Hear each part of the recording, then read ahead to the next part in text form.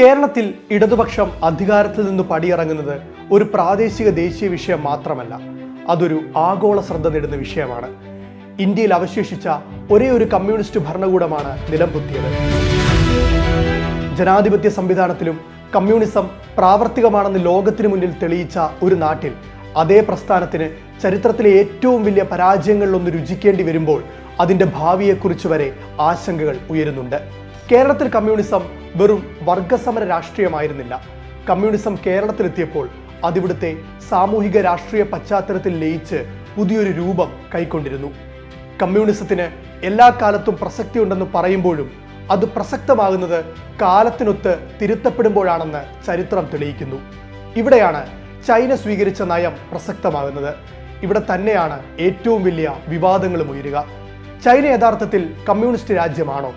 ലോകത്തിലെ ഏറ്റവും വലിയ ബില്യണിയർ സമൂഹങ്ങളിൽ ഒന്നാണ് ഇന്ന് ചൈന.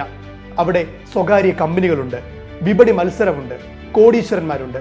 അപ്പോൾ അതെങ്ങനെ കമ്മ്യൂണിസമാകും? ചൈനയെ അനുകരിക്കണമെന്ന് പറയുന്നത് അപകടകരവും അസാധ്യവുമാണ്.